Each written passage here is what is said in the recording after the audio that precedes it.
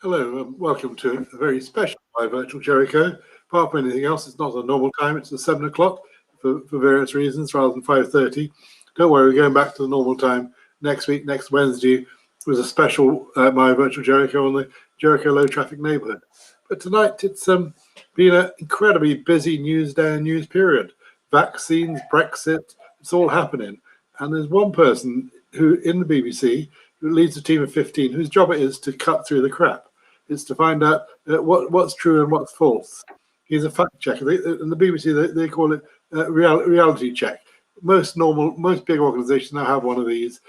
Chris Morris is the man. He's also, incidentally, an Oxford resident. Chris, who are you? What do you do? Yeah, evening, John. Evening, everybody. Nearly a Jericho resident, actually. I mean, I guess it's probably called Walton Manor if you're being exact, but close enough to Jericho. So nice to be here. Well, I mean, I've only been back in the UK since 2017. For 25 years, I was a BBC foreign correspondent. I was based in the US, in Turkey for 4 years. I wrote a book about the rise of Tayyip Erdogan. I was based in India and Sri Lanka. And then for about 8 years on two separate occasions in Brussels.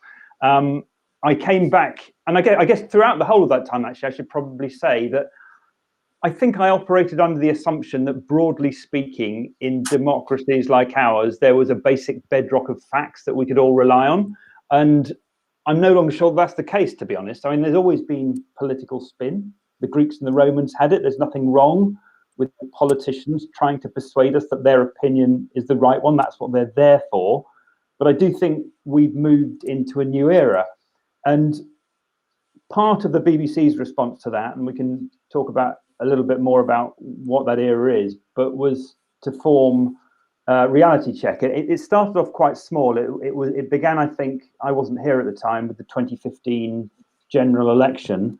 And it was around for the EU referendum campaign in 2016, not particularly well staffed at that stage. And I think with hindsight, maybe it should have been a bit better staffed at that stage. I was in Brussels at that time, and I kind of watched on as the referendum campaign, certainly seemed to me, was fought more about personalities than policies. But nevertheless, we are where we are. And it was only really from 2017, I think, that on Brexit and other domestic issues, we really started to beef up what we do.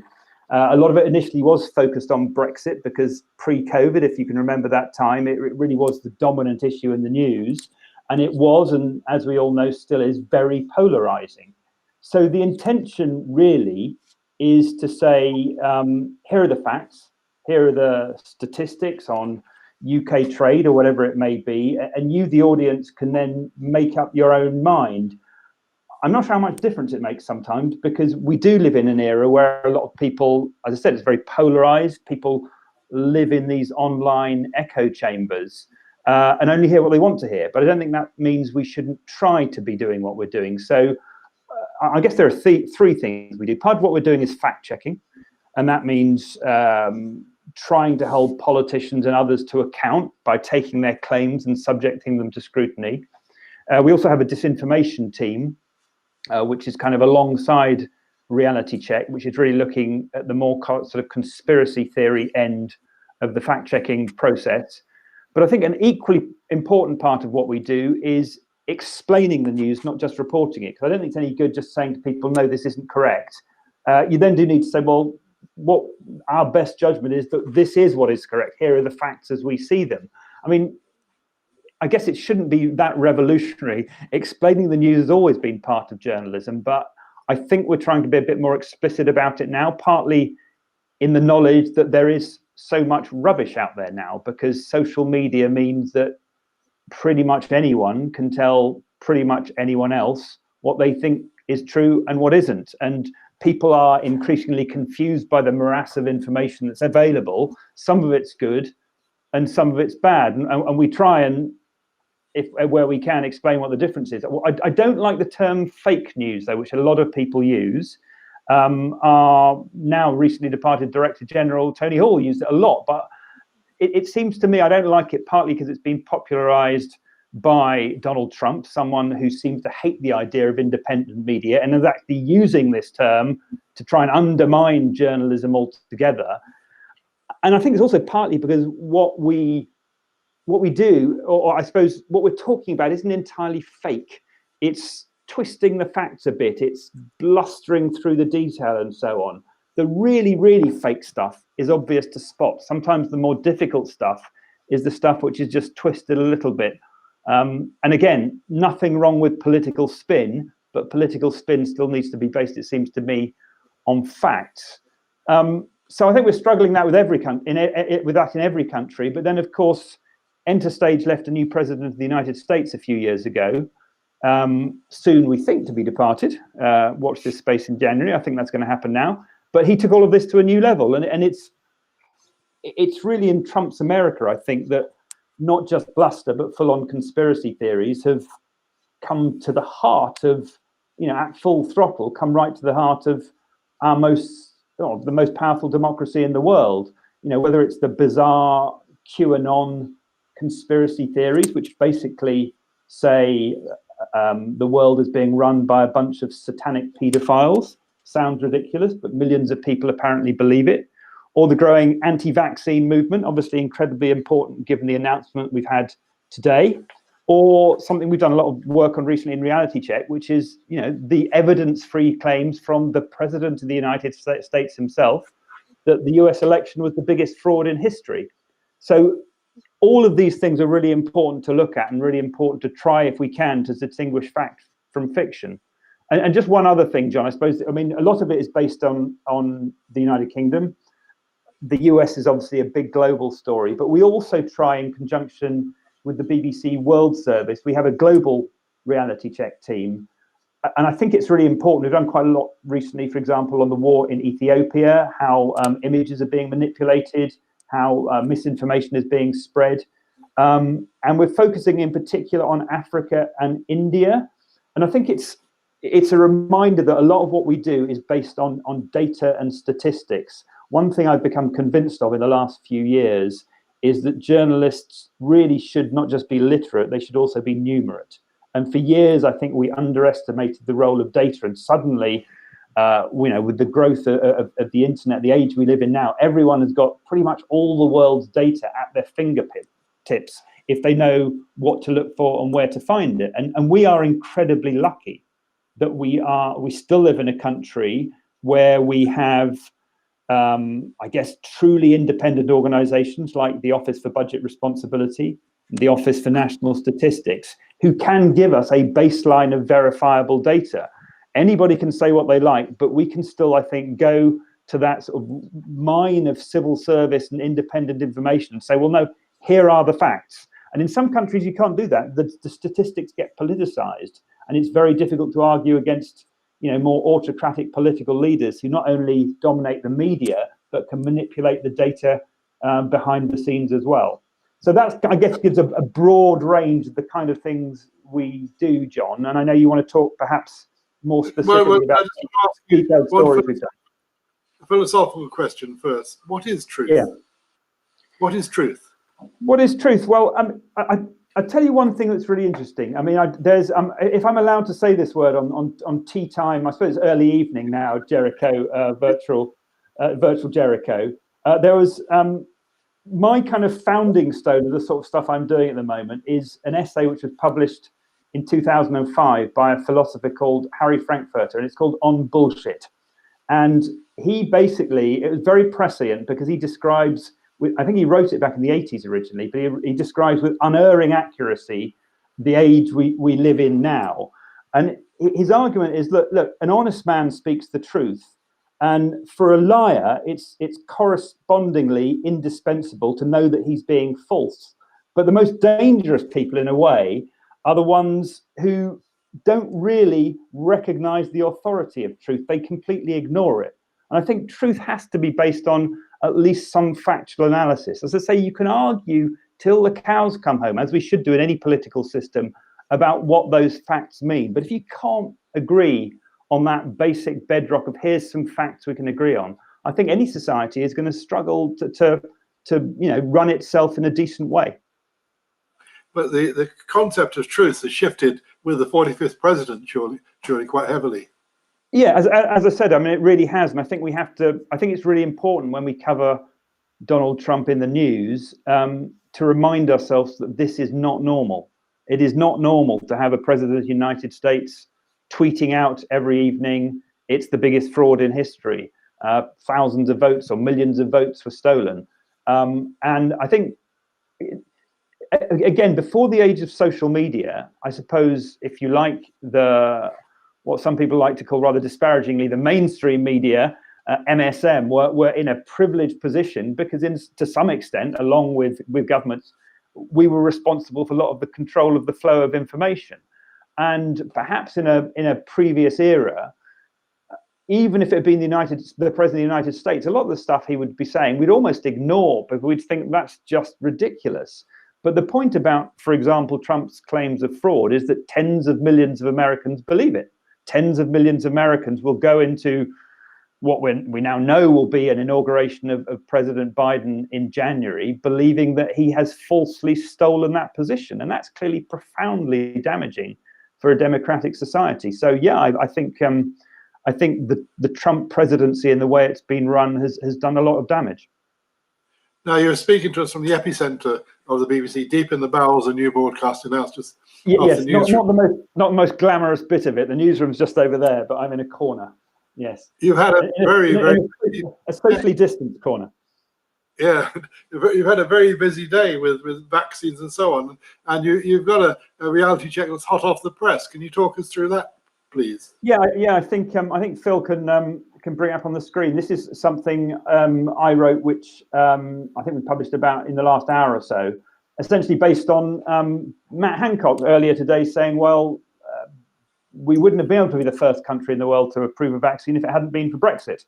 And so this is a piece which basically looks at that claim and shows that it's not entirely accurate. In fact, it's not accurate at all, because under EU law, any member state of the European Union can approve a vaccine on emergency basis if there's a public health emergency. And the chief executive of the UK's own medicine regulator, the MHRA, said today that's exactly what we've done. We're doing this under EU law. You can see there on screen another prominent, well, I mean, Mr. Hancock was not a prominent Brexiteer, but the leader of the House of Commons, a prominent Brexiteer, Jacob Rees-Mogg, saying there, we could only approve this vaccine so quickly because we have left the EU. And I asked him, I texted him and said, well, what's the basis for this claim? And he pointed me towards a memorandum which had been attached to recent regulations made in the House of Commons, but that does not. The information he gave me essentially was insufficient because he didn't either know or he didn't choose to share the information that yes, in general, when you're an EU member state, it is the European Medicines Agency which approves new medicines, including vaccines, but there is this emergency clause, which means that any country can approve something on its own just for distribution within its own territory on an emergency basis. And in fact, just on Monday, the European Commission said that rather bravely, Hungary was able to use the Russian vaccine Sputnik if it chose to do so, as long as it didn't distribute it outside its own national borders. So this was a case where really a government minister was claiming, here's a clear benefit of Brexit. We are first with the vaccine. A leading official behind the scenes, you see her there, Dr. June Rain, the chief executive of the MHRA, said that's not entirely correct. She didn't directly contradict him, but she did give the facts. And it was interesting. I don't know if any of you were watching the Prime Minister's press conference a couple of hours ago now. He was asked by a couple of newspapers, is this a Brexit bonus? And he declined to answer in that fashion and just simply praised the vaccine task force and the NHS instead. Now, when did your ears prick up about this story? When did you decide to have a look at it? Essentially, when I heard Matt Hancock say this morning, I thought, well, I'm just not sure that that's the case, because I know how I've done stuff before on the regulation of medicines. Obviously, it's been a big Brexit issue. I mean, there's no question that our national regulator, the MHRA, is the gold standard within the European Union, and the European Medicines Agency is going to miss it when it's no longer part of the EMA. But that does not mean, as I've just explained, that this was a benefit of Brexit. We've been first to go have a vaccine licensed in the world because our regulator has chosen to go more quickly. But we could have done exactly the same thing if we reversed history. And back in 2016, we'd voted to remain in the European Union, and we were still a full EU member. The fact we're now in the transition period and under still operating under EU rules for the rest of this month until the end of the year means that we still can take advantage of the derelation of the part of EU law which says that an individual country can take that action on its own. So how did you research this? How did you decide to prove or disprove it? First of all, I was fairly certain I knew what the answer was, but I got a statement from the European Medicines Agency. We spoke to our own regulator, the MHRA. We spoke to the Department of Health, asking them for their opinion, and they essentially said the same thing, as being Matt Hancock's department, and they basically said yes, the same thing as the regulator did, that this was done under European law. But in their words, the Secretary of State was trying to make a broader point about our ability to be nimble post-Brexit. And as I said, I also spoke to Mr. Rees-Mogg to ask his opinion on his tweet. So essentially, it's going to primary sources and to looking at what the law actually says, and also taking the opinion of the chief executive of our own medicines regulator, who's probably the primary authority in this country on those matters. Did you not do it with some trepidation? You about to accuse two members of the cabinet of telling porcupines. Well, is it a porcupine? I mean, that's the thing. Is it a lie, or is it just a bit of a kind of? Are they over egging the pudding? I mean, it's no trepidation. That's our job. Our job is to say if you've said something wrong, we're going to say so, and hopefully, as I said, I'm sometimes not sure how much difference it makes, because we've certainly seen other issues. I could mention the famous £350 million on the side of a big red bus, when no matter how many times we said that number's not accurate, no matter that the chairman of the UK Statistics Authority said it was a clear misuse of official statistics, it was repeated and repeated and repeated. And there comes a time when it's difficult to keep repeating the denial. And that reminds me, actually, John, of another issue, is that it's a reminder that we live, it's all very good writing these things down and talking about them, but we live in a very visual age. And so one of the things Reality Check does now, as well as doing online pieces, and I do the appearances on TV and radio, we do quite a lot of digital videos, which go out on Facebook, on TikTok, on Snapchat, and so forth, with very sort of basic visual images. And the reason I say that is I remember that even though we kept saying the £350 million on the side of a bus is not strictly accurate, whenever television news bulletins showed a piece involving the Leave campaigners during the referendum campaign, the one thing they made sure was behind them in the shot was the big red bus with the number on the side. And that would be the image that stuck in a lot of people's head who weren't reading the detail. Okay, so just before we come away from this story, at the end of it, you conclude that actually Brexit had nothing to do with the approval of the vaccine. It would have been approved if we were a full member of the EU. Is that correct? That's correct. Yeah, that's correct. Because we have the ability under European law to make our own decision, because it's a public health emergency. Obviously, from the end of this month, we will no longer be under the remit of the European Medicines Agency, and there will be the full responsibility on our own regulator to approve further COVID vaccines as they come on stream in the future. So that will be a different process. But yes, we could have done exactly the same on exactly the same day if we were still a full member of the EU and weren't about to leave the single market and the customs union. But moving on to another reality check on vaccines, perhaps we can have that up. Various bits of the anti-vax movement is actually virulent in America and growing stronger here.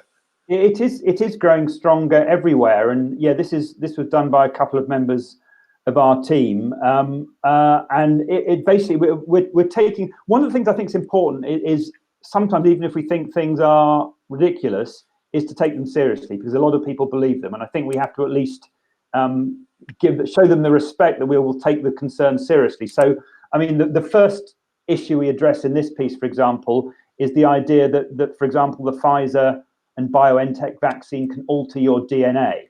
And so rather than just saying, no, that's ridiculous, it's not true, we seek out an expert. And as you may be able to see on the screen, clearly somebody who knows what he's talking about, because he's from Oxford University. And this is a vaccine which uses messenger RNA, a fragment of the virus's own genetic material. And as you can see there, Professor Jeffrey Armand, he may even live in Jericho, who knows, says injecting RNA into a person doesn't do anything to the DNA of a human cell. So not just saying, of course it doesn't alter your DNA, don't be ridiculous, but finding somebody who hopefully sounds credible to try and reassure people this is not the case. Further down the piece, I don't know if you can keep going down, Phil, we come to the slightly more crazy end of the spectrum. As you know, there's a lot of attention on Bill Gates. There he is. And there are claims which are very widely spread in the US, but also spread online, and probably a lot more than people on this call might realize, in the UK, claiming essentially that the coronavirus pandemic is a cover-up and it's all part of a dastardly plan to implant trackable microchips in people, and that Bill Gates is behind it.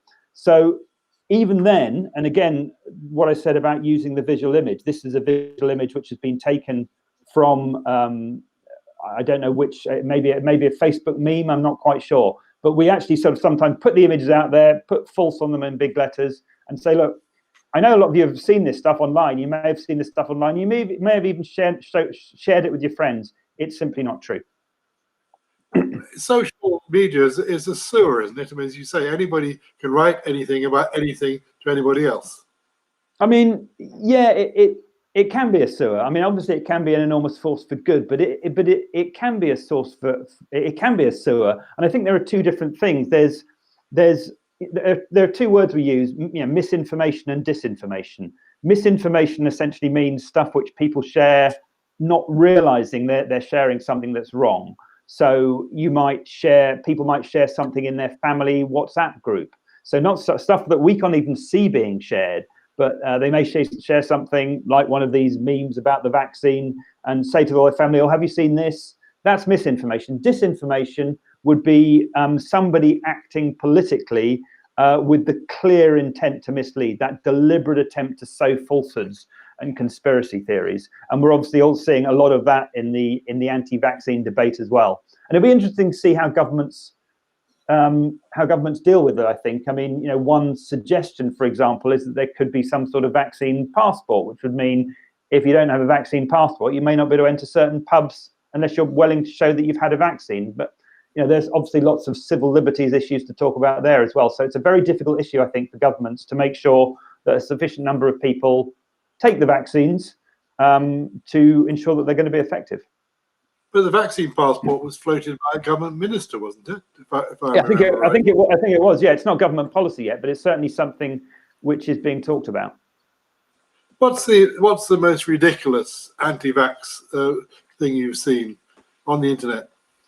I think it probably, a lot of it does. I mean, it's extraordinary how much attention Bill Gates garners. I think it is the idea that this is just a secret plan, and a lot of people who share it also seem to share the idea that 5G is also part of a dangerous global conspiracy. Now, you can oppose 5G on various environmental grounds, but it's not an attempt to try and brainwash the entire population. And I do think it's this idea that if you take the vaccine, they're going to be injecting you with a microchip is probably the most, it's fairly far out there, but it's also dangerous because it is something which is so widely shared. But 100 5G masts have been attacked. 2 or 3 were attempted to burn down because of these rumors. And it has real world effects, and I think one of the emerging stories over the next few months will be to see what kind of take up for vaccines they are when they become more widely available. We know that certainly for the next few months and weeks and probably months, it's only going to be for probably people over the age of 75 and people who are in the NHS or in care homes. But when it starts to move out to the broader population, how many people are simply going to say, I don't want to have it? We don't know. You haven't got an estimate of what that might be, the vaccine refusers. I haven't got a number in front of me, John. I have seen a number. I can't remember what it is, but it's what I remember is it's higher than I think you would expect it to be. At which point does that I don't want to give you a fake number, John. I'm from Reality Check. I can't do that, but I do remember it's surprisingly high. What point does it become critical? Well, you know, you then get into the debate about herd immunity, don't you? I mean, at what level of immunity do you need to have in the population where you then get to the stage where the vaccine may still be circulating, but it's no longer dangerous? I don't think I'm probably the best person to give you an exact point, but I mean, if it became clear that millions of people were refusing to take the vaccine, that would clearly become problematic. In the US, the anti-vaxxers have their own websites. Andrew Wakefield is a hero, isn't he, to them? Yeah, I mean, it's an organized movement, and as I say, it's one of the. I mean, you described social media as a bit of a cesspool. I mean, social media can be incredibly liberating for people. It can be a way that extraordinary people can connect with other extraordinary people and discover things around the world. But it also connects people with either dangerous or misguided or simply quite sort of bonkers ideas. So yeah, you take the rough with the smooth, and then of course you get into the debate about whether the social media companies are doing enough to combat this themselves, and that gets into the very long debate about whether they are technology platforms and simply providing the technology for people to do things, or whether they really should be considered to be publishers and therefore have some responsibility for the information which appears on their platforms. And we have seen, as you probably know, during the US election campaign, Twitter, Facebook, and others become increasingly active in flagging up that, you know, who would have even imagined this a few years ago, that stuff put out by the President of the United States doesn't fit the facts. I know, and Twitter now puts a warning on his stuff about election. Does it make a difference? I mean, his followers will just say that's Jack Dorsey being a Democrat, won't they?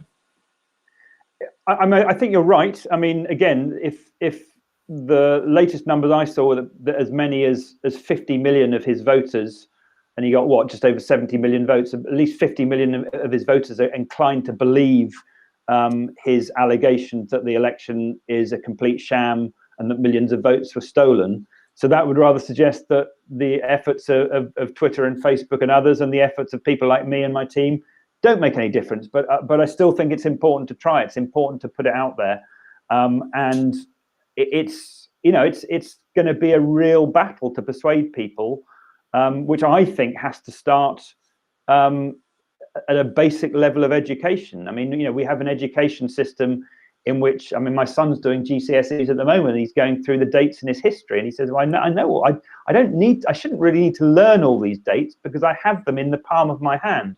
And I do think that the education system needs to do better, not just to try and tell people information, but how to use the information they have, how to become, if you like, internet literate. Why do people want to believe conspiracies in their echo chambers? Oh goodness me, that's a philosophical one. I think partly they want to believe them because they're in the echo chamber. If you like, it's a sort of self-fulfilling prophecy.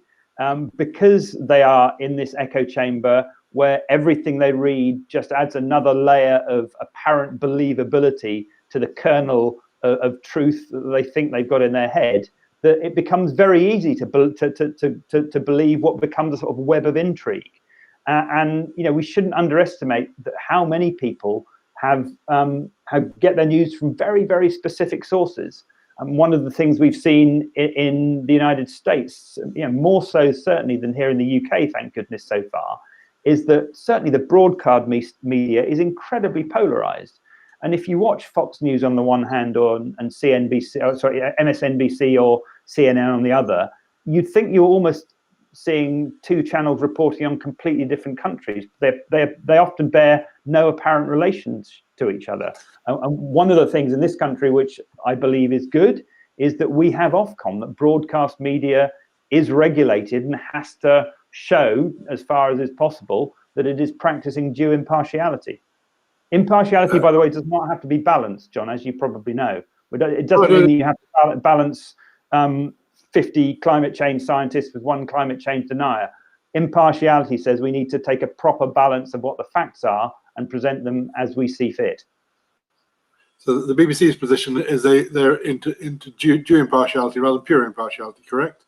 Yes, due impartiality, but yeah, we've clearly made mistakes in the past, and I think we've on the climate change debate we admitted, probably rather too late in my view, but we admitted that we probably did spend too much time putting on pure climate change deniers as if that would balance a climate change scientist in the appropriate way. And I think there's a realization now that the new Director General has come in and he's made it clear that we must double down on our commitment to impartiality. Absolutely agreed, but impartiality should not mean balancing something which has a massive scientific consensus against something which you can argue is increasingly a fringe belief. Do you think the BBC now takes climate change seriously enough? Well, I mean, the whole world probably hasn't taken it seriously as we hoped it should have done this year. I mean, we have to blame that on COVID. Was it this week? I think last week should have been the COP26 summit in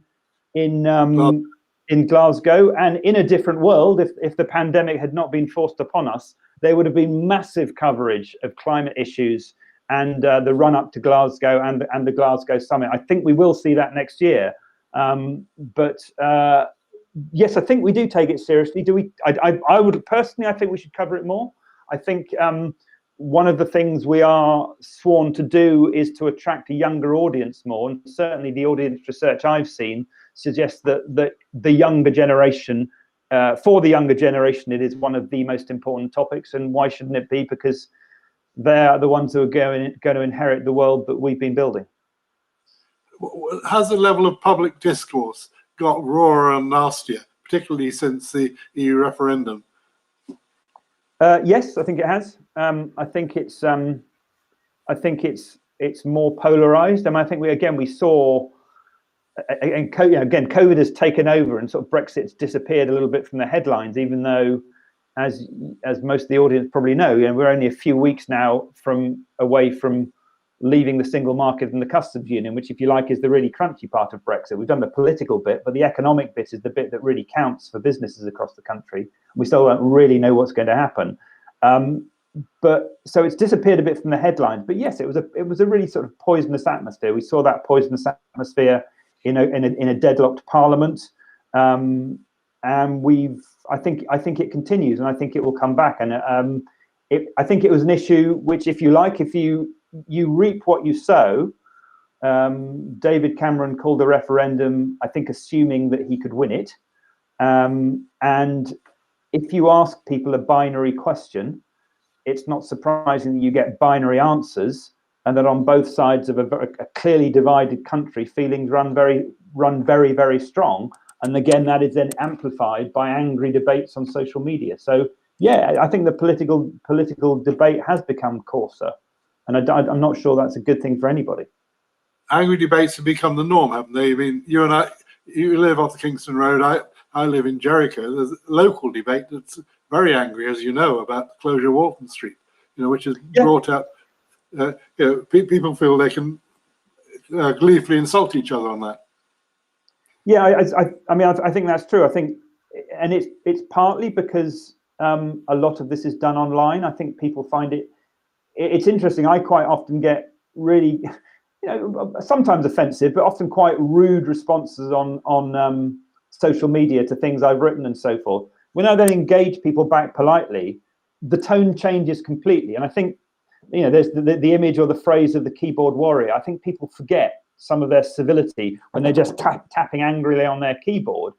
When people meet face to face, I think not always, certainly not always, but often there's a little bit more civility. And I think, one of the challenges for everyone, obviously, for the last 9 months or so, has been the fact that there's been very little face-to-face meeting, and we've all experienced this kind of slightly odd online world, and that's probably again almost amplified this feeling of a disconnect sometimes. And I think it's really quite important for all of us to try to get back to actually having a civilized conversation about whatever it is we disagree about. I mean, I had a death threat because I supported keeping the barrier up. And when I investigated it, it turned out it was a coal merchant in Woodstock. And when I replied to him politely and said, by the way, here's the crime number, he stopped. You know, it's so easy to just, as you say, I'm going to kill you. I want you to get COVID. Let's move on to the great manipulator, the great master of non-reality, Donald Trump. Or it must have been all your Sundays in one go when Donald Trump got elected, and also when he lost the election. Yeah, I mean, you know, he's a reality TV star, isn't he? That's and it does feel like we've had the first reality TV president. That's exactly. In some ways, it should be no surprise that a reality TV star was the kind of president we've had, because I think in his head it was just a continuation of the same thing. And I think we've got a piece that we did recently. We've done quite a lot of fact checking of the claims of election fraud, and this is a piece that our team, we've done a few obviously since the election. This is one which I think pulls together a lot of the main fraud claims we've looked at. As I said before, first of all, it's really important to say that this is not normal politics. This is not how politics normally works, but that tens of millions of votes believe this. So there's the first claim we looked at, was that more votes in battleground states were cast than there were registered voters. And if you scroll down a little bit further, I'm looking at my printed copy here. What we did was we looked at, again, this is stuff that appears online. This was a list which purported to show the precincts which they said were in Michigan, and then the number of votes that had been cast. And they got the wrong state. They got the wrong state. They got the wrong state. So this one was actually quite easy to debunk, if you like, because we looked into it and thought, well, you've just taken, either deliberately or because you weren't very good at what you were doing, bits of information which simply don't stack up. I mean, further down, there's another thing we've looked at. I'm not quite sure where in the piece it is. I think it's right at the bottom, actually, the claim that thousands of dead people voted. And that was something that we actually had 2 or 3 members of our team looked into. I think it's claim number 5, if you keep scrolling down. 2 or 3 members of our team took about a week to look at this, because a list of 10,000 people was released online, but retweeted and rebroadcast by senior members of the Trump campaign, saying these are all dead people who voted. So we went through the list. What we did, we took a random 30 people from the list and set out to try to track them down. You'll see one of them there who's very much alive. That's Roberto Garcia. He said, "I'm definitely alive," and I think he said, from memory, he said, "I'm definitely alive, and I would have had to be dead to vote for Donald Trump." But some of the ones who turned out were alive and were claimed to be dead were actually Trump supporters. And some of what was done were, for example, people with the same name from other states who had died, but not the person who should have been on the electoral roll. But it was a lot of work, sort of cross-referencing electoral rolls, phoning around to people's houses. But again, I think it's important that you show how much work you've done to debunk a claim, because it's very easy to make a claim. It's very easy to make a claim of something that isn't true. It sometimes takes an awful lot more work to explain how and why what has been alleged is actually incorrect. I mean, you said earlier on that the most dangerous people are not those who tell lies, but those who essentially tell lies thinking they're telling the truth. Was that? Am I sort of quoting you right on that? Your philosopher? Not so much. It's more.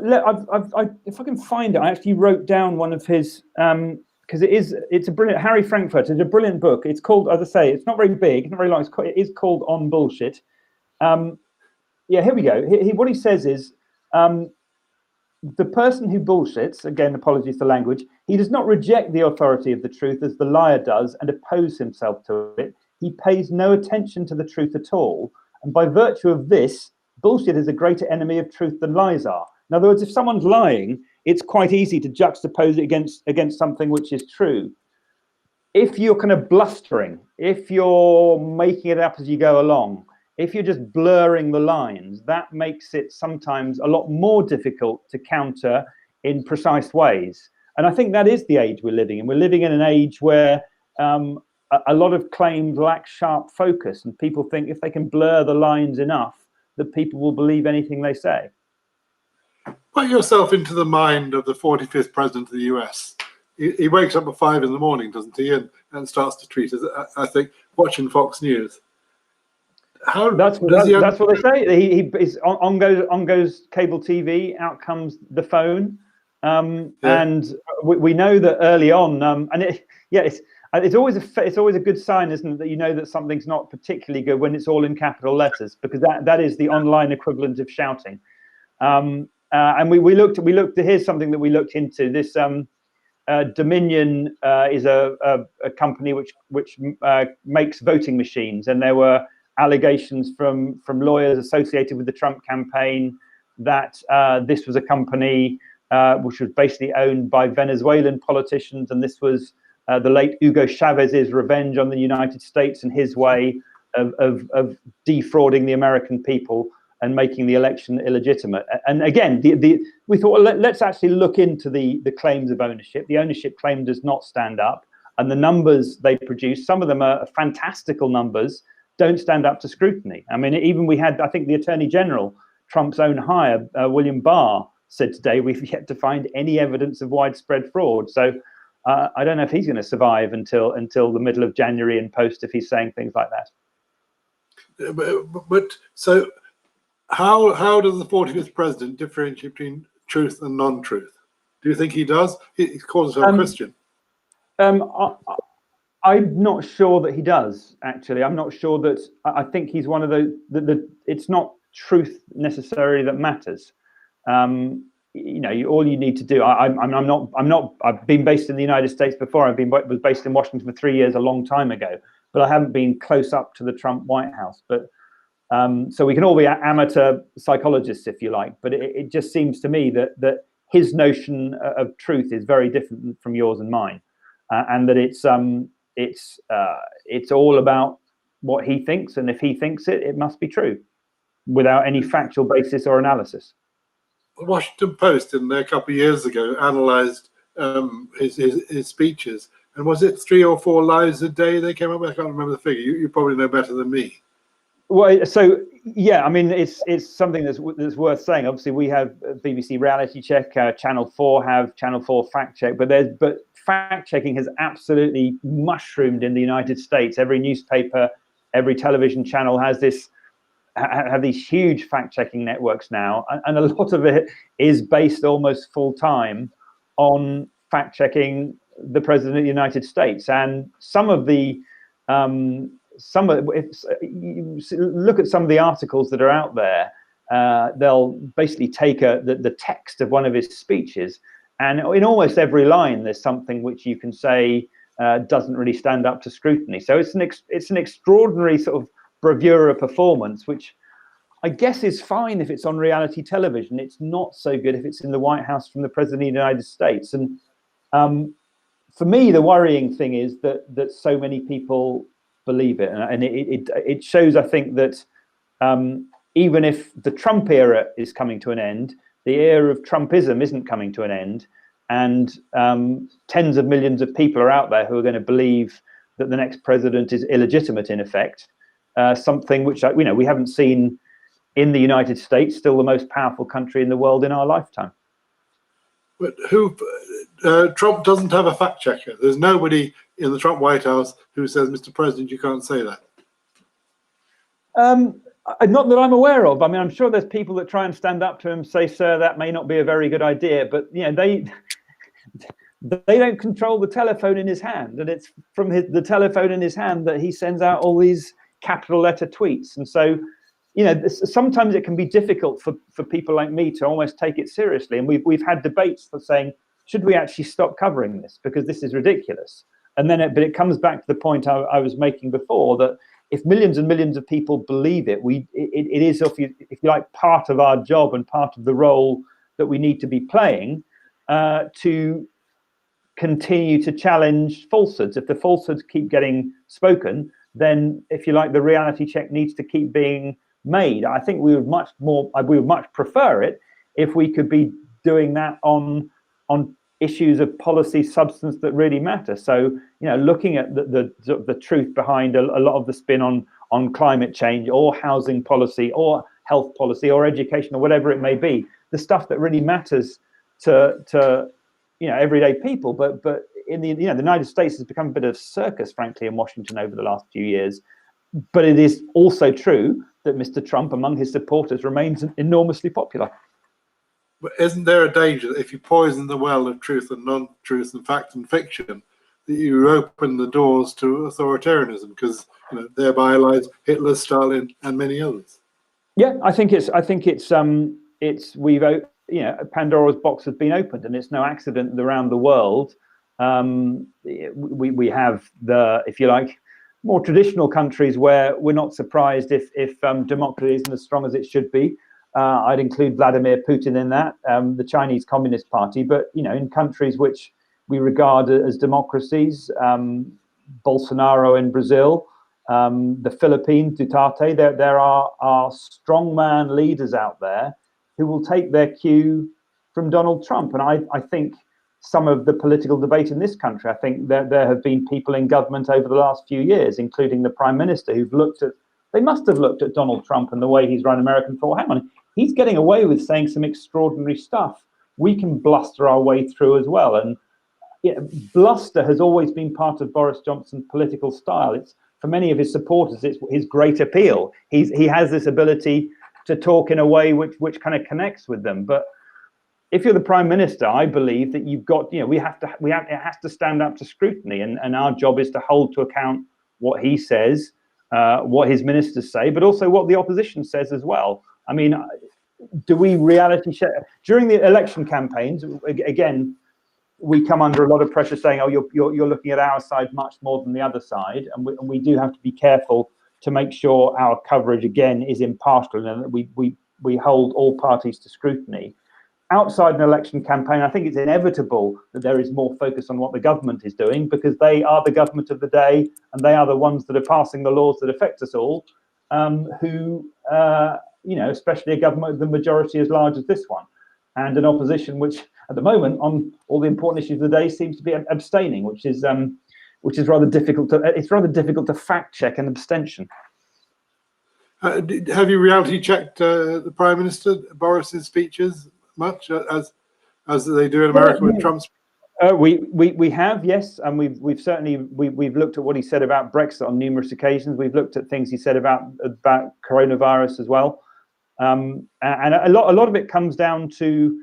I mean, the thing about statistics, John, is that lies, damn lies, and statistics is a truism because it holds true. And you can always take statistics and present them in slightly different ways. So one of the favorites is, which I remember from the last elections, is crime figures. The government saying violent crime is going down, the opposition saying violent crime is going up. And there are two different sets of statistics which look at slightly different measures of violent crime, which back both of them up. So what you need to do is then sort of drill down into both of them, saying, well, the government's referring to these figures, the opposition's referring to these figures, and here's where we think the truth lies. You can always find ways to present statistics to your own advantage. And I think this Prime Minister is very good at that. That's why he's got to the top of the political tree, but we certainly should hold him to scrutiny, yeah. Have you had any blowback from Number 10 or similar on any of your reality checks? Do those? Yeah, I mean, that's kind of part of it's part of the not part of the game. It's part of the process. Yes, I mean they make their views known when they don't like what we say, and that's their right to say that. And if we're happy with what we've said, we'll stick with it. I mean, in the old BBC, Richard Sambrook, when Alistair Campbell was doing Dom's job, he used to paper the walls, didn't he, with letters from Alistair Campbell complaining about this, that, and the other. Is that still? It's a reminder, isn't it, that it doesn't just happen it happens under governments of all political stripes. I mean, governments want to control the flow of information. I mean, it's interesting, of course, that not just individuals, but governments and political parties can now bypass the media and try and go direct to voters on through social media campaigns. And one of the things we spent a lot of time in terms of we have a data team, spent a lot of time at the last election looking into where political parties were spending their money online in terms of Facebook campaigns and so forth. And quite often we found that there might be a basic Facebook advertisement for a political party, which the message was you had the basic message, and then it was tweaked slightly depending on which constituency it was aimed at. So you can aim them very specifically. Quite a lot of them we think were things which didn't stand up to scrutiny, but they're very difficult to find because they're not published in that sense in a way that we can scrutinize. And we can only find them by digging through social media and seeing what it is, seeing how many people some of these adverts are reaching. But I think there is an issue on how well they are regulated in terms of the accuracy of what they sometimes say. Let's finally perhaps talk about the BBC. You're there in the bowels, but you're not in the centre of the newsroom. Should you be should you be actually there in the spine? Should you be on every bulletin, coming on the end of it saying, actually, this is wrong, this is right, this is wrong? I mean, there's only so many hours in a day. I mean, that's part of the problem. And I think, I mean, I've certainly have a lot of people saying to me, why aren't you on, you know, the 10 o'clock news or every night, reality checking the entire thing? Part of the problem for the 10 o'clock news is that once you've taken out the headlines and the weather, it's roughly 22, 23 minutes in which it's meant to tell the entire story of the news all around the world. It's really not very much. Do they, I mean, I have conversations with them all the time saying, maybe we should do a bit more of this. We certainly do quite a lot with them, but it's easier to get on something like the Today program in the morning, for example. It's 3 hours long, so it just has more room to play with. But you know, there are only so many hours in the day, and our team isn't huge. Many of them are focused more online than on broadcast, and there is a good reason for that. I mean, I'm sort of the lead for broadcast, but I write a lot of stuff online as well. And even though a lot of people, certainly of my generation, your generation, probably think of the BBC as television and radio, increasingly our biggest audiences are online. We have seen some enormous audiences for some of the stuff we've written, the explainers and the fact checks we've written about COVID over the last year, far bigger than audience on radio and television. Give us a number for your biggest audience for a reality check. Oh, well, some of the audiences stretch into tens of millions for some of the pieces we've read. I mean, and one of the reasons is obviously, you know, a piece of radio or television, it usually goes out once if it's on the continuous channel, maybe once or twice, and then it's kind of, you know, the broadcasting equivalent of yesterday's chip wrappers. But whereas something is online, if it's an online piece and it's relatively evergreen in the way it's written, it can be promoted again and again and again. So I mean, this isn't a reality check, but for example, the sort of basic piece of public service broadcasting, if you like, the online piece which we've written about, you can put in your postcode and find out how many coronavirus cases there are in your area.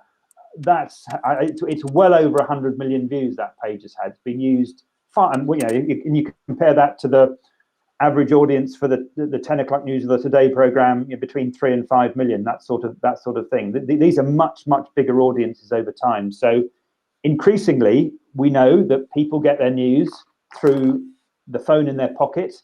They get it online. And it is important, though, that it is not just written stuff. I think I said earlier that we live in a visual age. So the stuff we're doing, which might not be necessarily attractive, I'm guessing, to many people in the audience for this discussion, but sort of short, catchy, gimmicky videos. And you can use that kind of stuff on social media to promote a serious message, but in a gimmicky way.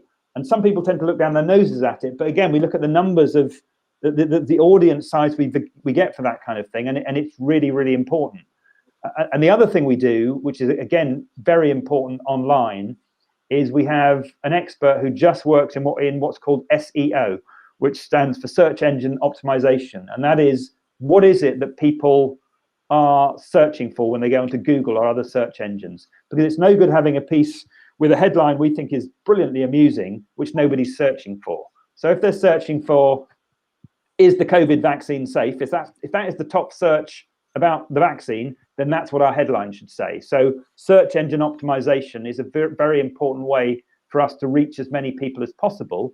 And we can also do that with some of the disinformation stuff. If we know the sorts of things that are spreading in terms of conspiracy theories and other issues, and we know the kind of words and phrases that are being used, we can make sure that those phrases are high up in our pieces, so that when somebody types into Google, you know, anti-vaccine reasons why the vaccine isn't safe, and uses any particular form of words which anti-vax groups are using, hopefully our piece pops up just ahead of theirs, and some of them will read that instead. So the coming towards the, do the mainstream hacks in the newsroom resent you. I mean, the Guardian readers editor was never very popular, certainly when Chris Elliott did it, because he would find in fault. I mean, being physically threatened, mentally threatened by somebody where you found something was wrong? No, I don't. I mean, I take your point, and there is something a bit difficult about the term reality check, because if you have a couple of correspondents on, and then and here's our reality check correspondent who'll tell you what the truth actually is, it seems to rather diminish the rest of the news. And of course, it should go without saying, isn't fact checking what every journalist should be doing? Yes, it is, and yes, of course they do. And I would be lying if I hadn't detected very occasionally a sense of resentment if it had been perceived that what I'm doing is suggesting that what other people are doing isn't as accurate as it could be. But I think most people try incredibly hard to be accurate, and are accurate, and appreciate that what we're doing is added value and not a threat, if you like, to the integrity of their journalism. In a recent book of mine, Rod Liddell, the philosopher of journalism, said you shouldn't have a job. Your job was a waste of time and space. I'm sure you've read it from Rod, have you? He's one of Charles Moore's another one who doesn't think that reality check is the greatest ever invention, and they're entitled to their opinion, and I disagree. I think it's important to do what we're doing. I think sometimes it can be frustrating. I don't think we have as much effect as we would like to have. And I think there are some times within the system of the BBC that I think we could be slightly franker about the things that we found. And there are, big internal debates about whether we're strong enough about saying certain things sometimes. But that's the nature of the business. In any company, there are going to be internal debates about the best way to present something, and we're no different. We're very quickly going to look at the last one. I mean, I bet you're glad that Charles Moore didn't become chairman of the BBC. Assuming he hasn't become chairman of the BBC. Well, he hasn't become chairman of the BBC as far as I know, and we'd have taken it on the chin. The last one is Brexit. Will the borders be ready? In which you look at Kent and whether Britain. So this is, I think I said at the beginning, not only is it important to fact check stuff, but if you're saying stuff isn't quite correct, it's also important to lay out what we think the facts are.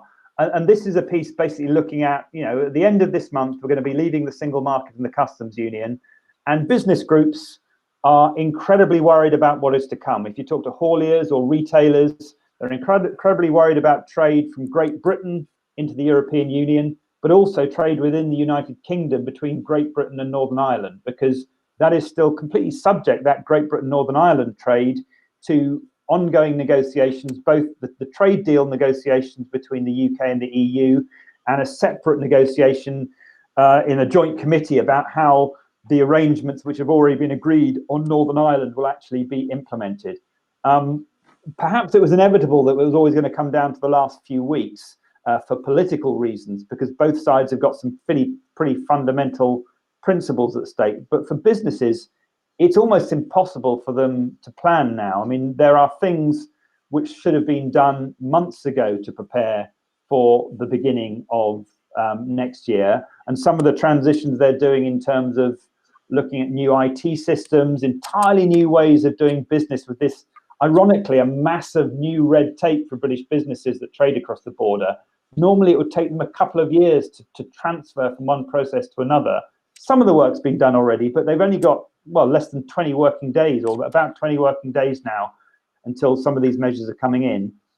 This is one that in the last election, Boris Johnson, for example, said repeatedly in the last election that there would be no checks on trade going between Great Britain and Northern Ireland. And I remember one press conference when he was asked by a journalist, not from the BBC, he was asked, you keep saying this, do you either not know what it says in the agreement you signed, or are you not telling the truth about it? He didn't really answer the question. But I think that was one example of him blustering a little bit. And we're now getting down to the position where you can't really kick it into the long grass any longer, because at the end of this year, there are big changes coming at British borders, come what may. And that's what we're trying to set out in this piece to explain a little of what's going on.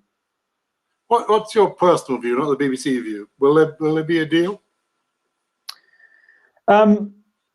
Logic suggests there will be. I am less optimistic than some people. It certainly wouldn't surprise me if there wasn't a deal, even though that may seem crazy to most people not to have a trade deal with between next door neighbours. Certainly from Westminster, I think we're hearing more positive signs, but there is still deep scepticism on the EU side about whether, from its perspective, the UK is going to make the compromises it needs to make in order to have a deal be done.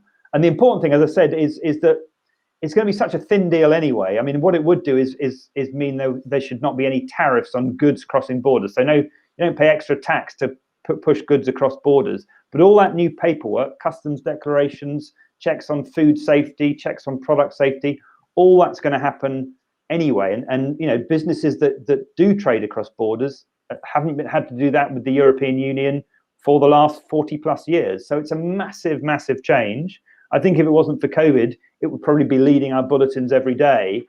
But there's also a bit of Brexit fatigue. I think people have got very tired that, you know, it's now 4.5 years after this referendum. We're still talking about it, it's still unresolved, and we still don't really know entirely where it's heading. And the grim truth for those who are bored of hearing debates about Brexit is that whatever happens in the next few weeks, in effect, we are going to be talking for years and years with the EU about how to resolve a new relationship, because it's so complicated and so interconnected.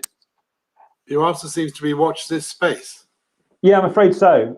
Yeah, it's not going away. Now, thank you very much for an absolutely fascinating hour. At the very least, I owe you a drink in Harcourt Arms. Let's hope we can have one indoors one day soon.